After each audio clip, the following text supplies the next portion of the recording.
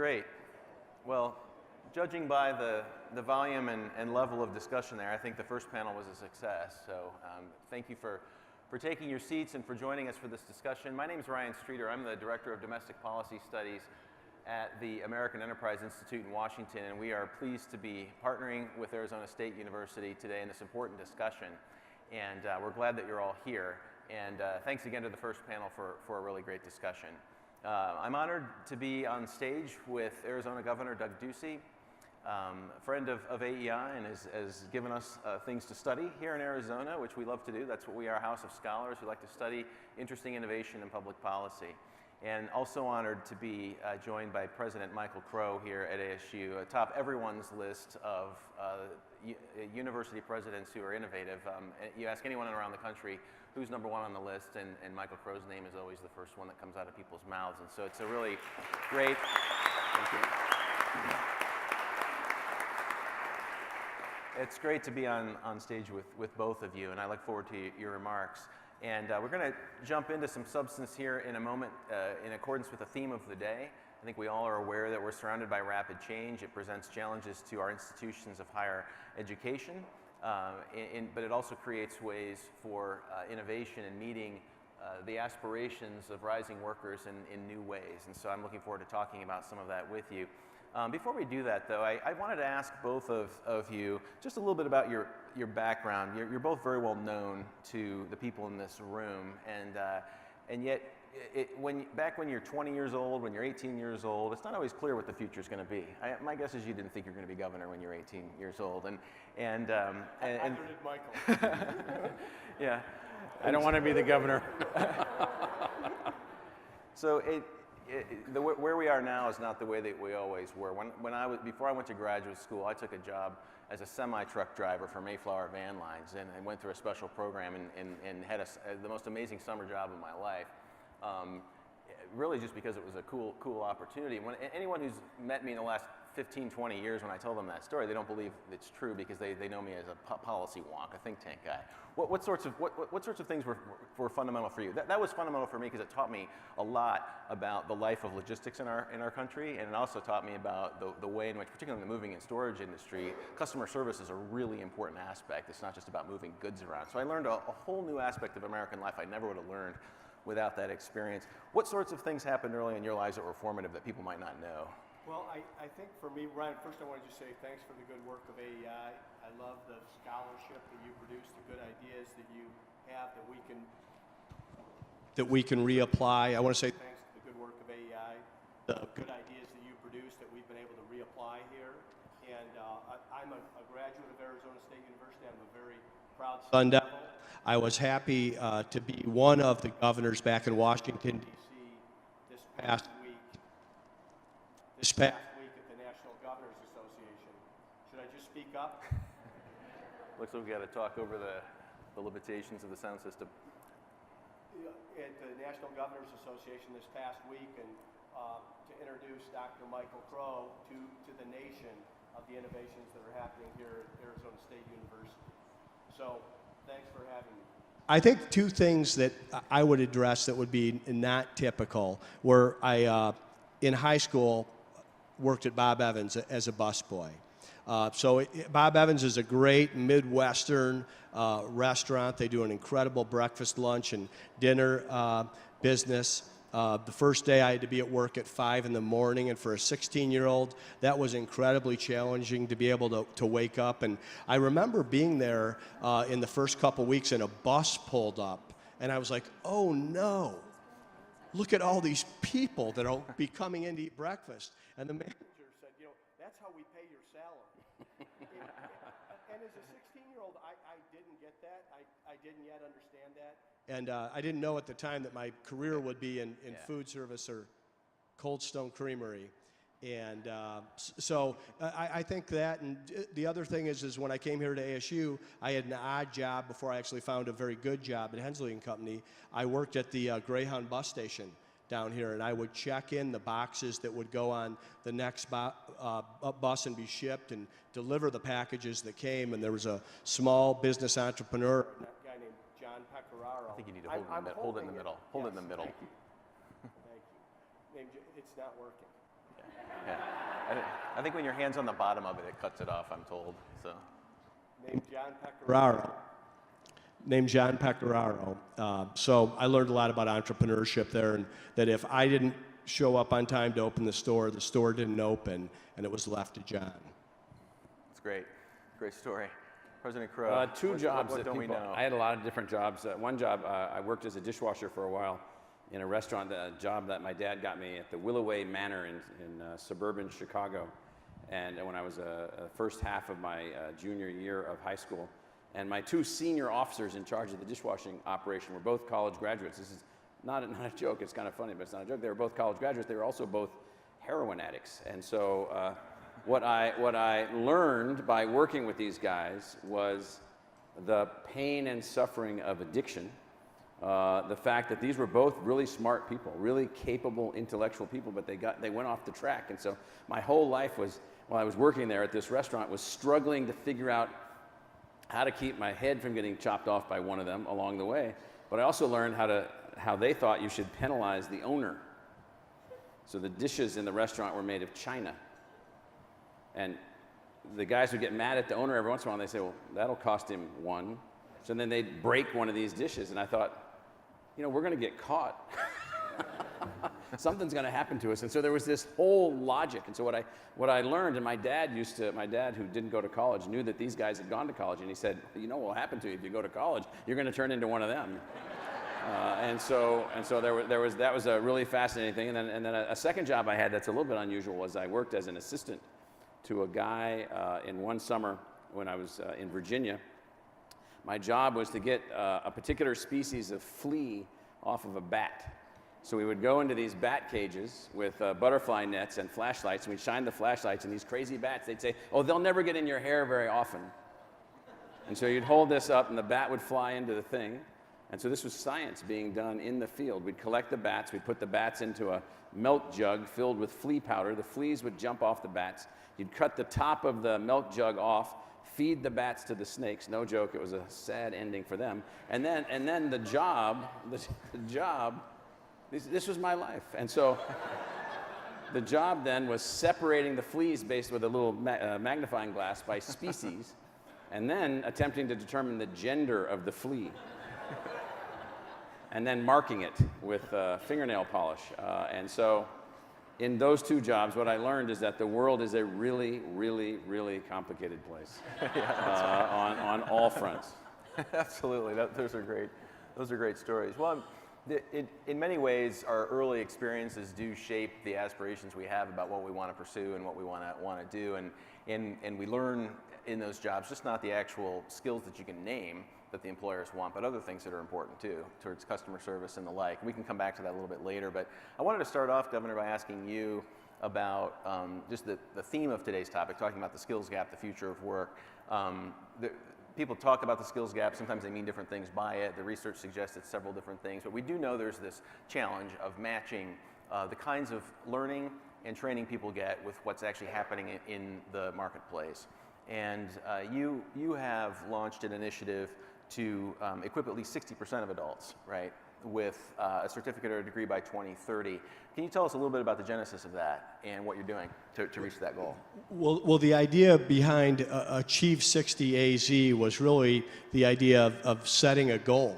I mean, if you have a vision, if you know where you're going, you can align all your energy and resources and influencers to go in that same direction. We did something like that at Cold Stone Creamery. We called it setting a big, hairy, audacious goal. The world would know us as the ultimate ice cream experience by having 1,000 profitable stores operating by December 31st of 2004. We wrote that goal in December of 1999 with 74 stores operating, but we knew where we were going. The idea here is we don't know what the jobs of the future are. I mean, we've seen so much dramatic change and disruption in this economy just in the last decade since the iPhone was introduced. But we do know that our citizens will need additional education. They'll need additional training. So we have 42% of the state's population today that has a post-secondary degree.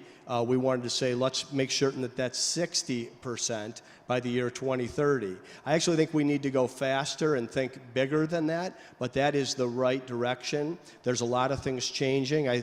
I'll let Michael talk about the education world and how some of the terms we use today are actually archaic terms, the terms of yesterday. But we know that it's going to be changing. We want our citizens, whether they're at an excellent university like this, our excellent community colleges, or other places where they can access education, skills, and experience that they can turn into a career, and then that there is continual skill improvement, reskilling, and to adapt to wherever the economy is going to go. But the genesis was we need to do better today than we've done in the past, and this is the way to set the goal and to measure it. There's no way an elected leader, a politician, or a bureaucrat can play with those numbers. We'll see we're either going in the right direction and getting more people, more skills on a quicker time basis, or we'll fall behind. But that's the vision. Yeah, great. Thanks. Now, and I know in your State of the State address, you talked about the state of the economy. I mean, you've had 160,000 jobs since 2015. I think you said the last time you had, we're going to try this again here. This is the nuclear-powered one. Yeah, that's right. We'll see. The last time unemployment was this low, we were all shopping at Blockbuster, I think you said.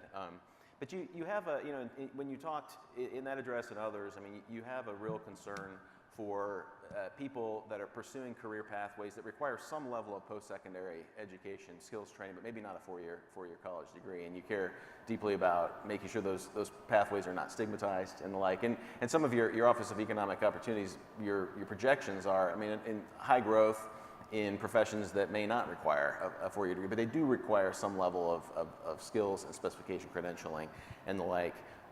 What kinds of things are you seeing in the state as you do that in terms of creating confidence in jobs that maybe don't require a four-year college degree but have a lot of upward mobility potential? Well, I think first and foremost, we have to really honor people who work. We need to see that there's dignity in work, and somebody that wants to get up on Monday morning and go to work deserves our respect. Somehow this is cultural, and I think it's over the course of my lifetime. Neither of my parents or grandparents graduated college. It was always the discussion that I was going to graduate college. I never thought twice about it. It was just the kind of environment I grew up in. And I was fortunate that when I did graduate in 1986 with a degree in finance, it almost seemed to me as if you could not miss. If you were willing the training that I learned at Bob Evans of getting up at 5 in the morning, applying that to my first job out of ASU at Procter & Gamble, worked wonderfully. I wanted to be an entrepreneur. I had the confidence and the savings to be able to leave that position and cast my net and try to create a brand. And that is going to be terrific for a lot of people. And I notice when I visit with the finance students here, who are much finer than back in the 1980s, or the engineering students, I think things are going to be fine for these young people. But there's a lot of people who found their passion in a class called SHOP that I was exposed to in Toledo, Ohio. And it seems to me that in many places those jobs have gone away, or those jobs have been discounted, or those jobs have been seen lesser than a job that you receive with a four-year degree. And one quick anecdote, the smartest individual in my graduating class was a gentleman named Alex Vakula. He was summa cum laude. He went on to law school here at Arizona State University and is a very successful partner now in his own firm. And he helped me. He was the one we all thought would be the governor or senator when we were in school. And he helped me in this pursuit. And he called me up about the first year in office, and he said, I've got some advice for you. He said, go ahead and shut down all the law schools. The state doesn't need any more lawyers. What we need is a damn plumber in Yavapai County. And this is true across our state. The people in the skilled trades, we have a real gap there, yet these people that are in these positions make an excellent salary. They certainly make more than a young lawyer, but we've discounted many of these positions. Our career and technical schools, vocational schools, we're funding them now in the state of Arizona. We're finding ways to do it, not only through community colleges, but places like East Valley Institute of Technology.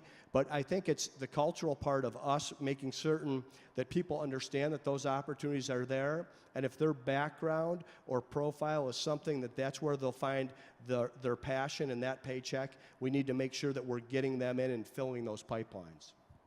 Great, thanks. And a lot of this is complicated by just the changing nature of our economy, the future of work, which we hear a lot about. And kind of at the heart of that discussion is just a changing notion of a career, or what a career is, and what higher education's role is in helping people actually understand what their career prospects are and how they should think about their career. President Crow, how is the changing notion of a career kind of related to the many reforms that you're doing here? Well, one of the things that we all need to realize is that you got to change your brain a little bit into thinking like an architect or a designer just for a limited part of this discussion. You got to realize that the system that we have, the K-12 system, the academic system, the university system, the system of apprenticeships, the East Valley Institutes of Technology, whatever the school happens to be, they're all designed in an archaic model. If I can go to the first slide I put up.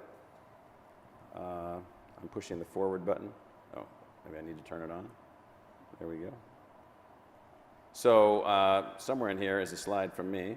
But anyway, the slide will say, when we find it, the slide will say that our model is rigid and structured. It's linear. It starts with K through 12. It's the distinctive life stages now. We have this notion that in A, you have your life before you go to school, blue, your life in school, K through 12. We're not doing as good a job as we need to do there. We need to do better. And then after that, you have your career. Then B, you have the same thing, but then you have technical school. And then C, you get to go to undergraduate or graduate school, and then you have your career after that.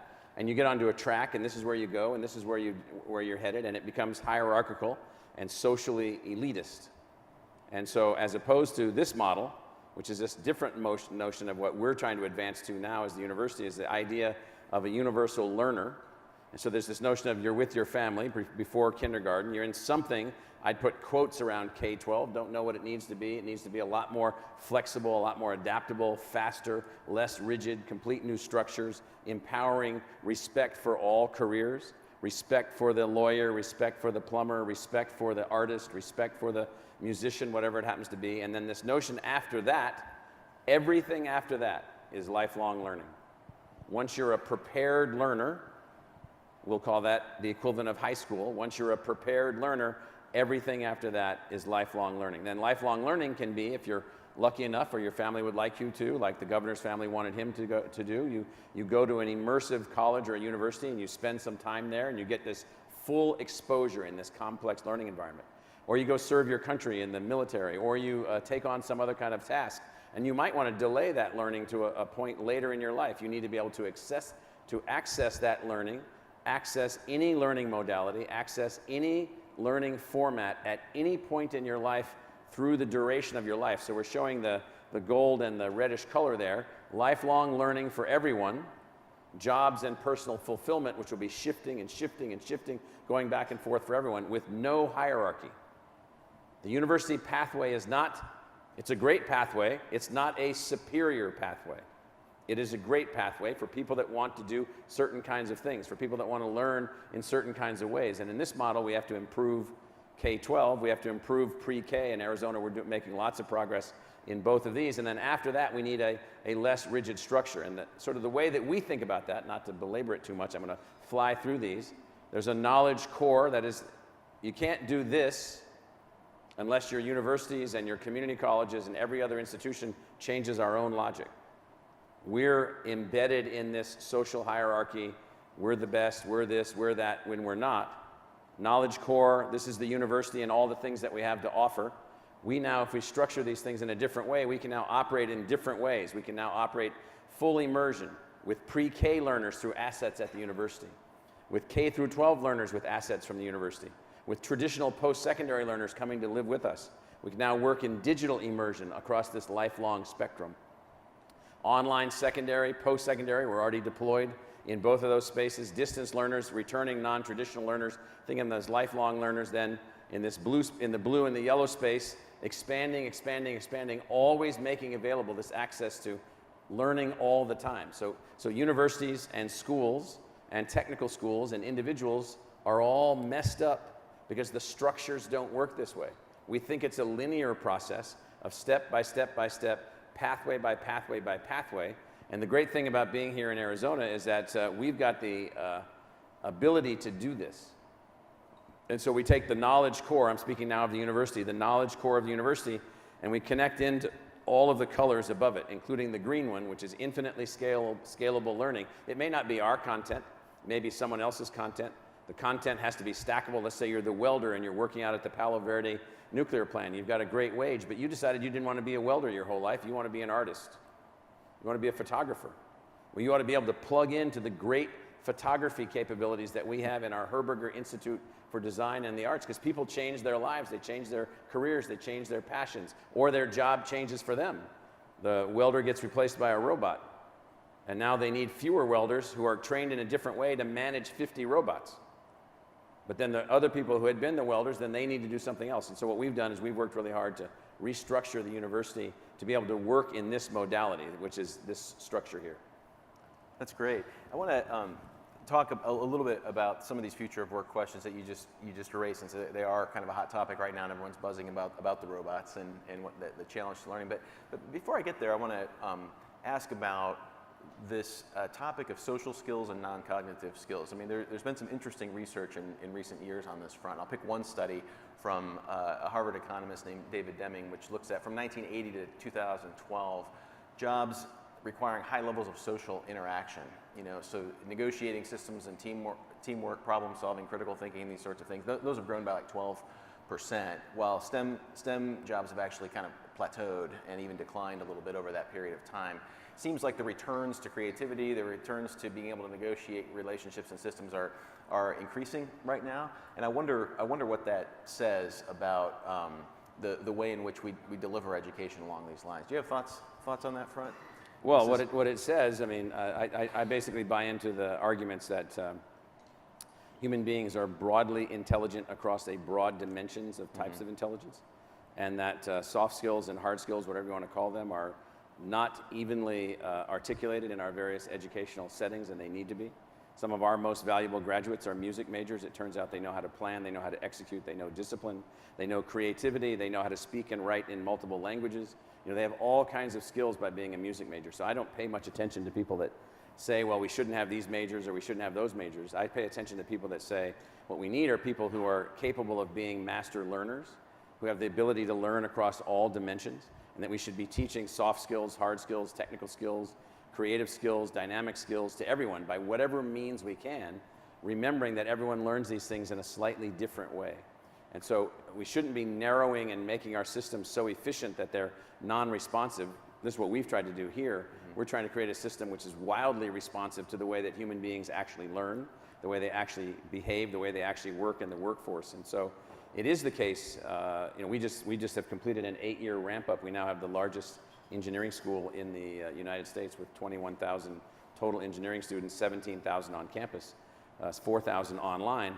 In the best of all worlds, every engineering graduate of this institution would also, if possible, be an art major, a philosophy major, a music major, something else in some other area, broadening their ability to learn across various dimensions. And so the notion of producing pure technicians only, I think there's error in that. I think that's not a long-term strategy for a person to be the most adaptive for the economy that lies ahead of us, and for exactly the reasons that you suggest. That's great. Now, I have to take time to plug our AEI scholar, Mark Schneider's here today as well. Just a couple of studies. Go to AEI.org, go to Mark Schneider's scholar page, and you'll see Saving the Liberal Arts and Saving the AA degree. It gets into this notion of how liberal arts degrees coupled with skill-specific credentials can actually produce really great. No, we're talking about the same thing. Yeah, so. Yeah, and this is. So really by the way, our great philosophy, model. history, and religious studies majors are off the charts. Wow. Rapid acceleration, unbelievable engagement, also in the digital realm for these folks who didn't finish college, who dreamed of understanding history and come back to college at age 30 to be a history major, and then alter their life as a function of that moving forward. So that's right, great. And Governor, I know I mentioned your State of the State earlier. You talked a lot about the role of civil society there. You talked about communities. You talked about the institutions that provide help for people who really are on the margins of the labor force. This could be people coming out of prison, for instance. And you also talked about how the opioid problem has hit the state. In terms of being able to equip people in the state to participate in this brilliant career pathway track that's multidimensional, what kinds of things are you doing right now? What kind of results are you seeing? Well, as someone who's a big fan of the liberal arts and wants to see us not only educate people that can go into the workforce of the future, we also want educated citizens that can participate in what make our country a special and unique place and keep that energy going in the proper direction. Oftentimes, I've seen this in my role now in public policy, you have to address the issues of the day, whatever is on the mind of the voter or the constituent. And if you were to look at those issues today, you'd see health care and the economy and immigration reform. But if you were to go back 30 years ago, on everyone's top 5 list would have been crime. There was a real concern with what was going on nationally. There was a lack of a feeling of safety, and the correction was to really focus on law enforcement, to really focus on prisons. And today, in a state like Arizona, today we have 42,811 people in state prison today. These are people that, by and large, 99% plus will be released. Very few are scheduled for execution. Very few die in prison. And yet we have this recidivism rate that is almost at 50%, meaning we open the doors, we let them out. Oftentimes they're in prison because they're feeding an addiction that has so devastated their family. They have no one there to pick them up. They have, they're just let out. We have a job application process where the first thing they ask is, have you ever been in prison? And if you check that box, you have no opportunity to interview for the position. It doesn't seem like the right thing to do. Somebody who's paid their debt and served their time and is lawfully released should have an opportunity for that second chance. And I actually said to my team, I don't even know if it's a second chance. Talking to some of these individuals, it seems like it might be the first chance. They may have been born in circumstances where they were really never given an opportunity like we've experienced, and here they are. And if we don't provide that chance, what choice do they really have except to do something criminal, oftentimes violent, and hurt someone so that they return back there? So we did focus on this and said, how can we provide an opportunity to these individuals? Things like creating a resume and soft skills around interviewing, which sound nice but still are theoretical. When it really happened, I think it's when Michael talks about how he changed the engineering school from 7,000 to 21,000. That was a response to the market. Well, here in Arizona, we build a lot of homes, and I heard from the home builders, I can't find people to frame these homes. I said, well, I've got an idea. We've got some people that might be available, but we'll need some special training. That started with the home builders of Arizona, and if you go out to the Perryville prison today or the Lewis prison, you'll see not only the home builders, but the electricians, food service, and hospitality that are actually training these individuals as they're leaving prison in the last 6 months and providing them a job as they come out. They'll have an ID, they'll have some benefits, they'll have transportation, and they'll have the opportunity to make a better choice than they've made in the past. And I've been able to visit these prisons. I think it's amazing what we've been able to do in a short period of time. There's a lot more to do, but this is the fastest growing county in the country. People are moving here from all over the country and all over the world. And today we're at the lowest prison population in the state of Arizona since 1974. And it's because we have a focus of providing this second chance. So I think this is one opportunity if we're talking about people in the toughest of circumstances, but this thought of getting folks to work. And then there's, of course, the success stories. Michael touched on the soft skills. You can have somebody that aces the SAT and the ACT and gets a 4.0 and graduates at the top of their class in the engineering school, but if they don't have the ability to actually work with others, will they be able to take on management and leadership responsibilities within the firm? Will they understand the cross-disciplinary things that happen between HR and accounting and engineering to actually selling the product once it's built? So I do think that the more we can expose our young people to these types of situations so that they learn from work, they learn from great educators, they learn from life experiences, and then come back and look at the folks that are the most vulnerable in our society, that are our citizens, and they are in our communities. And I came out of that prison, and the media were all there, and one of the questions was, Governor, don't you think this is a risk, bringing these employers into this prison and having them meet these felons and ask them to provide a work? My answer was, I think the risk is in not doing it. The risk is in allowing these people out of these gates after they've served their time and not having any opportunity for them. What will they do? So this is something that's topical across the country with governors. I'll tell you, I don't only think it's the right thing to do for these people. It does amazing things for freeing up dollars in the state general fund. It cost a lot of money to house, protect, feed, and clothe an individual into adulthood. And if you just look at that from a balance sheet perspective, when you take them off the state roll for paying to a state role where they are a taxpayer, it is a win-win-win across the board. Financially, the right thing to do, and you have someone who is a success story inside our state. So those are some of the good things that AEI has provided. And like I said, now we're seeing, and this is also in this very divided time, something that is an absolutely non-partisan issue. You can bring people from the left and right together on this, and there's a lot of good work to be done. That's right. I want to talk a little bit here about Arizona as an innovation economy. I mean, I think there's been a lot of innovation across many platforms here in this state. And I'm not just saying that because I'm sitting here and supposed to say nice things about Arizona, but I think it's true. And so I wanted to ask you both about this. President Crow, your reputation nationally and internationally is in innovation here at ASU. In the way that you have increased learning opportunities for lots of people that didn't have them before. But throughout your career, you've also been a strong proponent of university research as well. And in the changing landscape of stagnating or declining federal funding and increased corporate and philanthropic funding for it, what is the role of the research university, not just here in Arizona, but beyond, given the changing dynamics and just how we're resourcing it right now? So this is really hard for people to understand. So in 1903, when Orville and Wilbur Wright flew the first plane at Kitty Hawk, North Carolina, it was a plane built by trial and error. There was no scientific equation. There was no science backing it up. There was not even certainty that lift and thrust and all these other things worked in certain ways. Trial and error, those geniuses worked it out.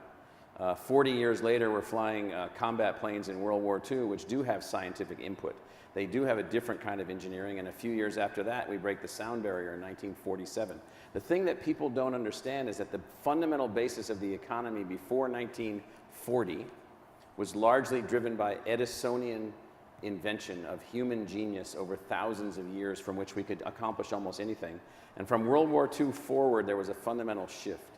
So the economy shifted. So the economy after 1945, between 75 and 85% of all economic growth since the end of World War II is derivative of technological advance.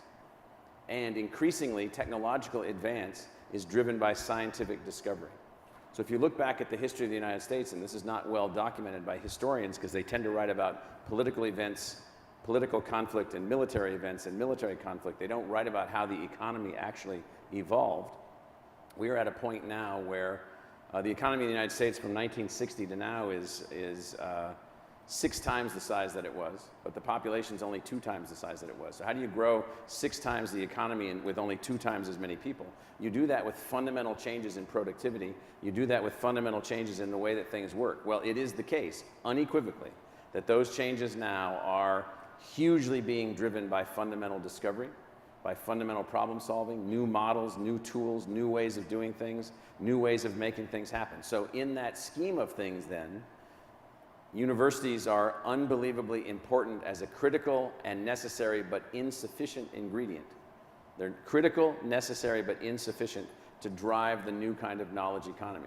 I've been to China dozens and dozens of times, and what they're doing over there is they're trying to build 100 research universities. Why are they trying to build 100 research universities? They know that that might give them an additional edge beyond their already remarkable economic transformation since the last 40 years, since 1979, when they decided to go into sort of a strange form of state-controlled capitalists. And so research universities going forward, I keep saying to people, like, where do you think all the things that you're using every single day are coming from? So your smartphone is, people have done this analysis, is the product of thousands and thousands of research academic groups, hundreds and hundreds of inventors and discoverers and Schumpeterianly driven knowledge creators who are the forces of creative destruction that are working, more and more and more engineers working, and designers and creators making all these things happen. So I would say that the research university, which I've been a part of one of those for my whole professional career, including chief research officer at Columbia University in New York City for 12 years, the central theme of all of this is that the universities are a small part of our society charged with protecting, defending, and advancing every future thing we can imagine. And research and discovery are an empowerer or an enabler of those things. And so it's more and more and more essential.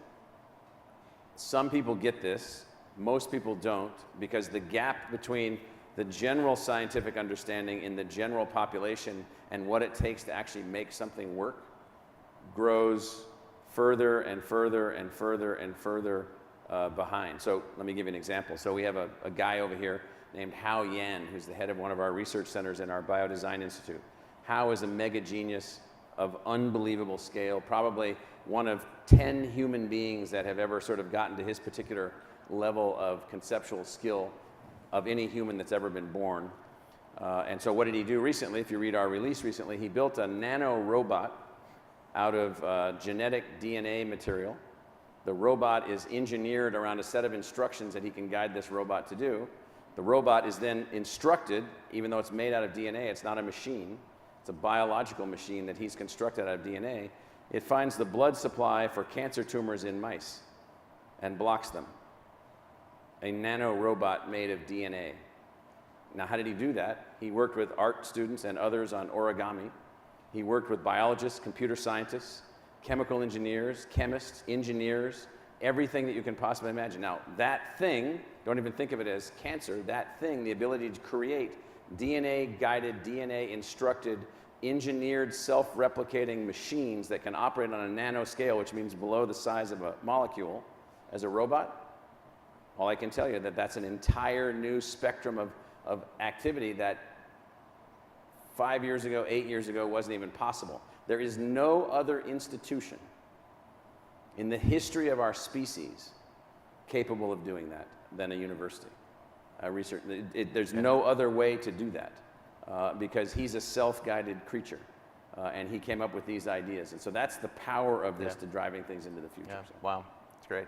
I feel really not smart after hearing a story like that.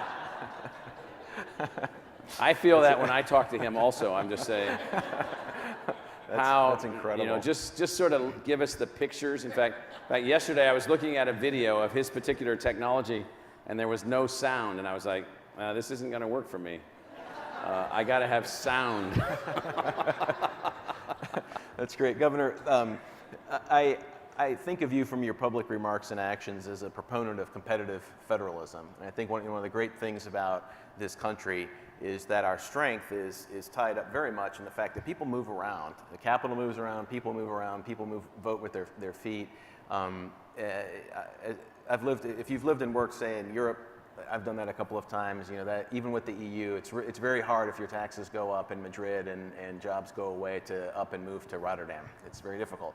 It's a lot easier to move from California to Phoenix, for instance. And it seems like you're trying to take advantage of that to draw innovation, to draw people that want to experiment and test vehicles here and other types of innovations.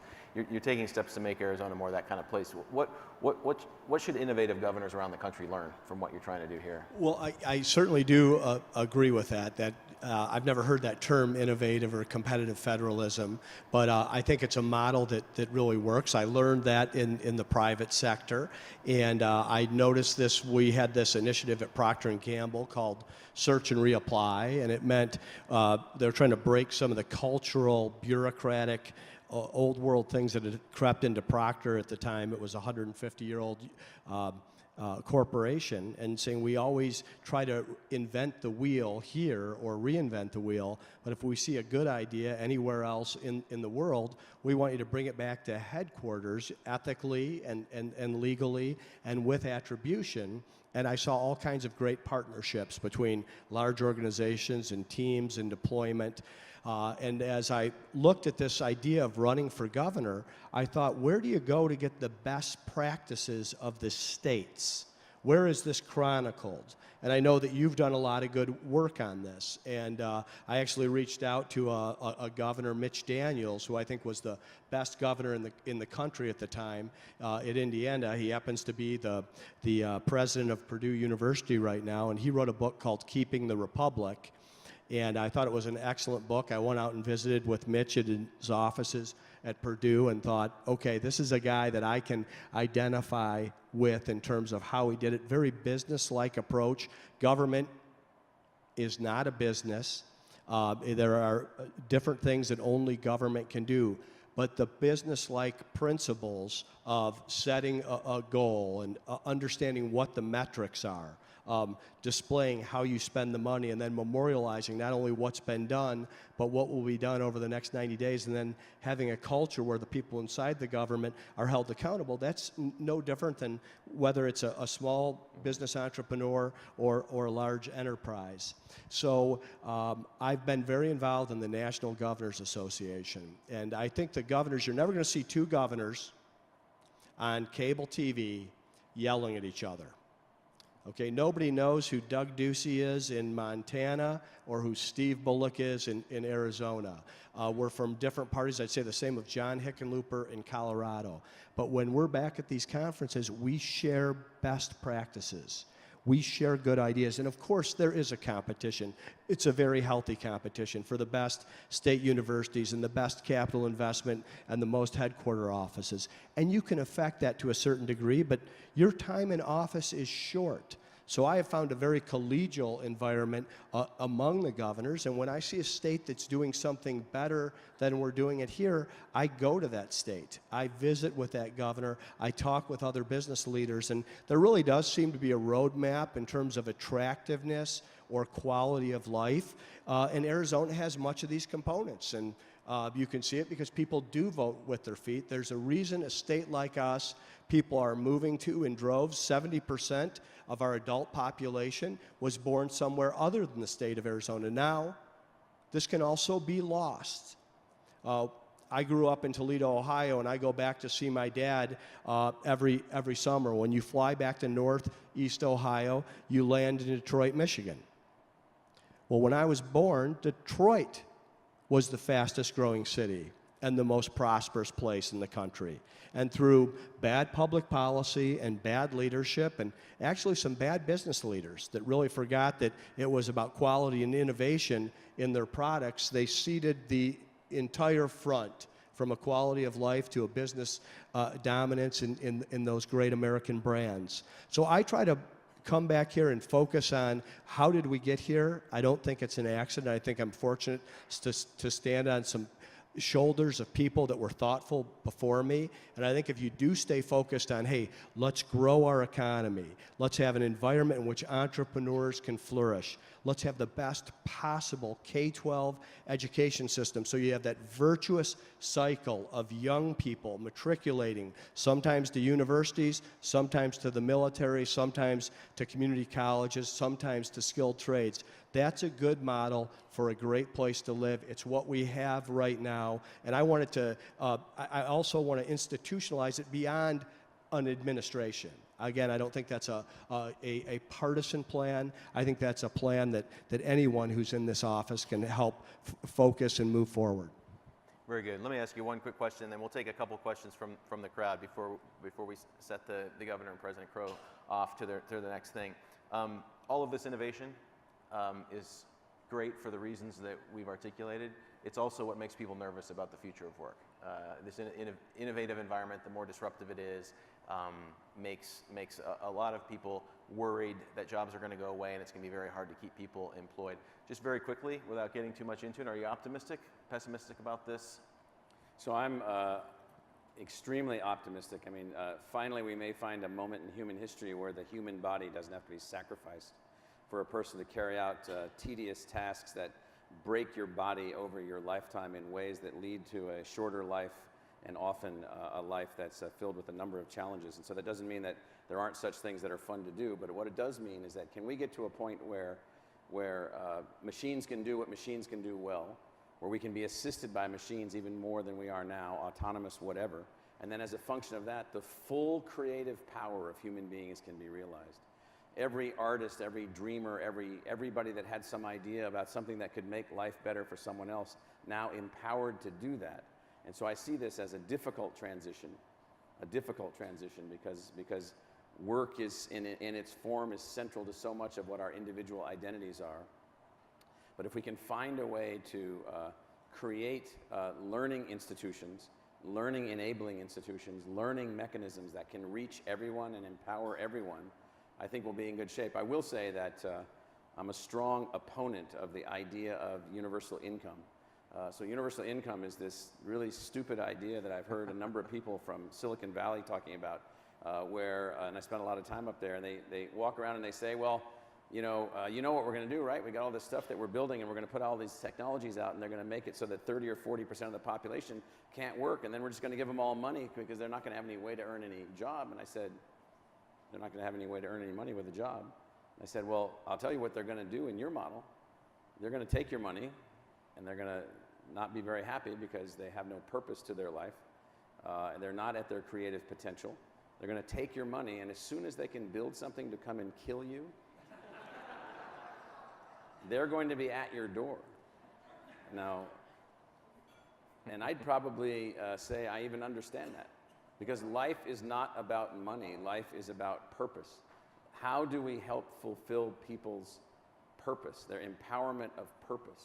And so the future of work has to be something where work is an empowerer of purpose, where a person can have higher degrees of freedom about what they want to do. I'm not a big believer that the future of the American economy is somehow connected to putting more people in the coal mines. I've been in coal mines, I've been at coal faces, I've been underground, I've been in surface mines in many states. It is hard, back-breaking, unbelievable work, and if there can be robots that can do that, let's figure out how to do that. And then, for everybody that did all of that hard, back-breaking work, what opportunities do they have when they can reach a level of educational engagement? I didn't say attainment, engagement, which then empowers them to do things that they may have dreamt of that they haven't had the ability to do. I don't know if you remember the movie about the kids in West Virginia that built the rocket, and the dad worked in the coal mine. How many of you saw that? It was a fantastic movie. Well, movies like that and ways in which you can empower not a handful of people, but almost everybody.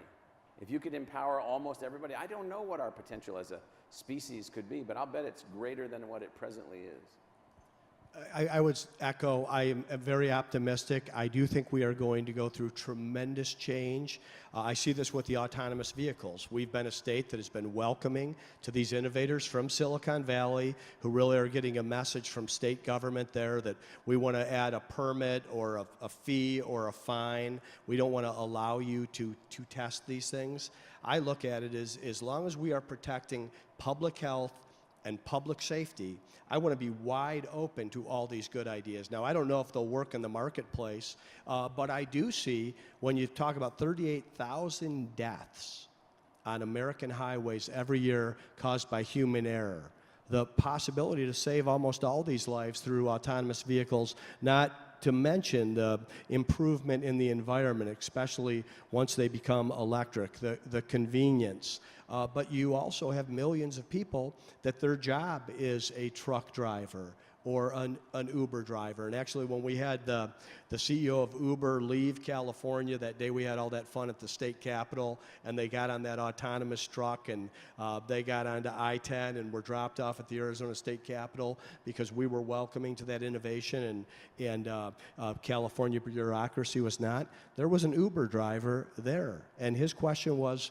what about me? What's going to happen with me? I think we do need to answer those questions. We need to create that vision of what's possible. This is going to happen over a period of time. There's going to be some people that culturally will never get into an autonomous vehicle. But I think young people will embrace it very quickly. But that's why we have children. They replace us. Yes, exactly. So I remain optimistic, but I think those of us that are on the side of the curve of benefiting from this innovation have to talk about, just like we are, about these pathways to prosperity, something we're doing as a program, so we can bring these people along and expose them to what the opportunities are and then get them the skills so that they can enter the workforce. And I'm actually not surprised to hear you say that, but I'm happy to hear you say that, because I do think we want people to be employed. We want them to be in the workforce. And even if they're not there for the money, because it's not about the money, to be contributing in a positive way. And I think that's how we'll be a better place and a better society. Not to pay people, not to work. Yeah, very good. Does anybody have a quick question here for President Crow or the governor before we say goodbye? You got them all covered? Oh, we're going to take one right here. Okay. So first of all, my name is Jonathan Copel, Dean of the College of Public Service and Community Solutions here at ACE. First of all, I want to take the opportunity to publicly praise the governor for raising the issue of recidivism and creating opportunities for people who are incarcerated. You're right, it's please. You're right, it's nonpartisan. It is a universally unpopular thing to talk about people who are in jail and the need to pay attention to their opportunities. It's been my pleasure to work with Director Ryan from the Department of Corrections and many of the other members of the governor's administration to figure out how we can create more opportunities for those individuals. I have a question related to that for you, Governor. So many businesses are built on the premise that it's just part of the cycle of enterprise, that you hire people and they last a certain amount of time and then they move on and you hire somebody else, and that's part of the business model. And it seems to me, whether you're talking about actually people who are incarcerated, or we are host to the Opportunities for Youth initiative, which tries to get 18 to 24-year-olds who aren't employed into jobs, so many of those individuals, in order for them to thrive, require an investment from the business to figure out how to help them succeed, how to have the job skills to show up at 5 o'clock in the morning, which, as you said, is not an easy thing, and to train their managers to deal with people who don't necessarily have those skills. And so I'm wondering, in some ways I'm asking you more as an entrepreneur than as a public official, how do you alter the psychology of business such that there's a recognition that investing in the human capital to see the turnover slow down is worthwhile, not just for ethical or moral reasons, but exactly to your argument from a business point of view, because ultimately you reduce the rate of turnover even a little bit, and it more than pays for coaching or support. So how do you make that happen? I think it's a great question, Jonathan, and thanks for pointing out what's going on with recidivism in the state. It's something where there's really a lot of room for more opportunity, but as someone that really believes in a market-driven economy and thinks that that is what in many ways has resulted with these good ideas that happen in research universities, where you can have entrepreneurs with the proper motives that bring these things to life and change our lives for the better. When I came out of school, if you were able to get a job with Procter & Gamble or IBM or Baxter Travenol or American Hospital Supply. There was a tremendous investment in your training. To this day, I use my Procter & Gamble training as I plan my week and set my goals. And I think companies found, entrepreneurs found, that they could hire people from places that were already trained, bring them in, perhaps provide more financial incentive. I would like to find a way, and I don't know if we can do it through the tax code. I'm someone who believes in a fairer and flatter and broader tax code, but some way to incent business owners to involve their employees in the success of the firm. As a private business owner, I was able to do that with my senior level management and provide a bonus throughout the entire organization. But I think if we would see more of that at Procter & Gamble, I talked about the bus showing up at Bob Evans. At Procter & Gamble, I remember my first year, I came on board and they had this incredible profit sharing program. And this guy came in from HR and he said, without profits, there will be no profit sharing. Now, you're a business school graduate and you understand how the flow of funds work, but that idea of seeing actual profitable firms, and the firms that were the top 100 in Forbes in 1986, most of them are no longer here. There might be 3 to 5. So how do you tie people into that, that creative addition that happens through this market-based economy? Then you would invest in the people because you'd see the direct payoff. There's a lot of good firms that still do it, but it's not like it was in the 80s, and it's a real issue because those are the skills, that ecosystem. Silicon Valley's done a great job of it. Not only do they spawn great products and solutions, they spawn great entrepreneurs. Governor Ducey, President Crow, thank you for being here with us today. Please join me in thanking. Okay.